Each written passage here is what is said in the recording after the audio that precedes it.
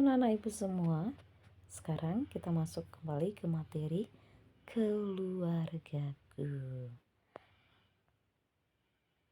Adapun tujuan pembelajaran kita hari ini yaitu agar kita mampu mengenal diri dan lingkungan keluarga, bahwa Tuhan menganugerahkan anggota keluarga sebagai penolong baginya untuk bertumbuh dan berkembang menjadi pribadi yang baik.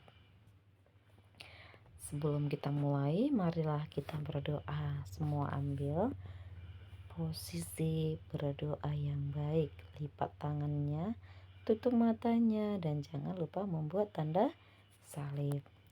Dalam nama Bapa dan Putra dan Roh Kudus. Amin.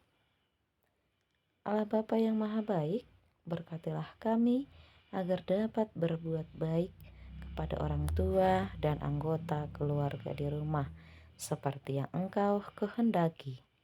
Demi Kristus Tuhan kami. Amin. Dalam nama Bapa dan Putra dan Roh Kudus. Amin. Coba kita lihat dulu di sini. Ada bagan keluargaku. Nah, paling atas itu ada ayah dan ibu. Dengan cinta ayah dan ibu, maka ada bagian di bawah abang, kakak, dan saya. Jadi kita mempunyai silsilah atau biografi ataupun yang dinamakan keturunan. Ada ayah kita, ada ibu kita, ada saudara-saudara kita. Nah, itu yang disebut dengan keluarga. Selamat pagi anak yang disayangi Tuhan. Nah, sekarang dengan udah melihat bagian tadi, ibu mau bertanya dulu. Sayangkah ayah dan ibumu kepada anak-anaknya di rumah? Ya, pasti sayangkan aku.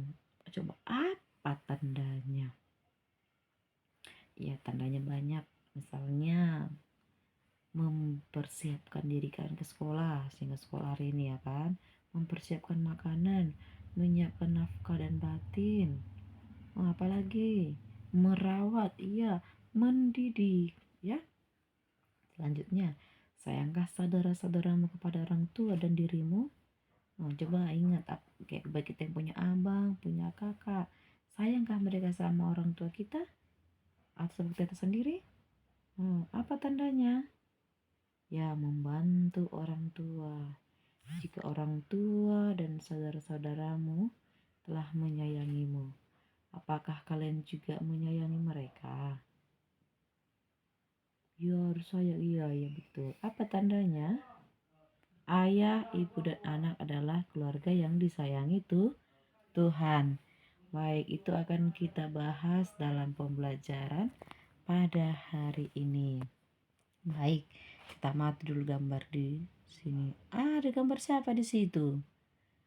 Kakak beradik yang sedang makan. Nih ya, sarapan. Coba anak-anak ibu semua, sudah sarapan kata di pagi? Iya betul, harus sarapan kan nak? Baik, kita lihat dulu ceritanya dari gambar itu.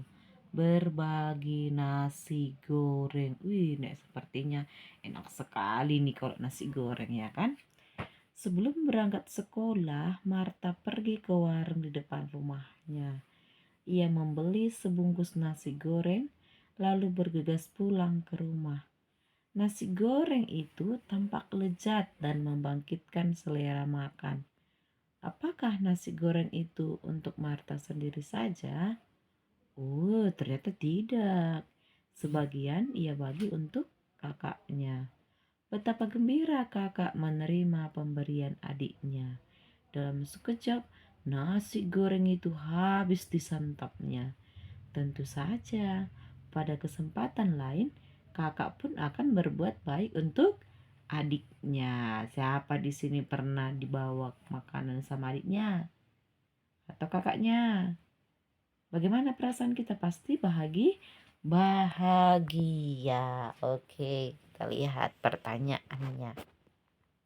Sayangkah Marta pada kakaknya? Ya, sayang tadi kan tandanya adalah apa? berbagi makan nasi goreng. Apakah kakak menghargai pemberian adiknya? Tadi kakaknya gimana? Iya, diterima, mereka makan bersama. Itu bentuk sebagai penghargaan. Perbuatan baik apakah yang sering dilakukan anggota keluarga untukmu? Coba perbuatan baik apa? Oh, dibantu mencuci piring boleh ya. Oh, ketika diberikan jajan orang tua, diberi bagi untuk adiknya boleh juga. Nah, selanjutnya, bagaimana perasaanmu bila anggota keluarga berbuat baik kepadamu? Tentu bahagia. Sekarang, apa yang dapat kalian teladani dari Marta? Oke, hidup berbagi, saling mencintai, dan saling mengasihi sebagai saudara. Ayah, ibu, dan saudara di rumah telah berbuat baik kepadaku. Dengan berbuat baik, mereka mendidikku agar mampu berbuat baik seperti yang mereka lakukan. Aku akan berusaha untuk berbuat baik kepada orang tua, saudara-saudaraku, dan setiap orang di rumahku. Berarti anak ibu sekalian senantiasa mampu berbuat baik dengan orang tuanya dan jangan lupa mengucapkan terima kasih kepada mereka yang telah berbuat baik kepada kamu.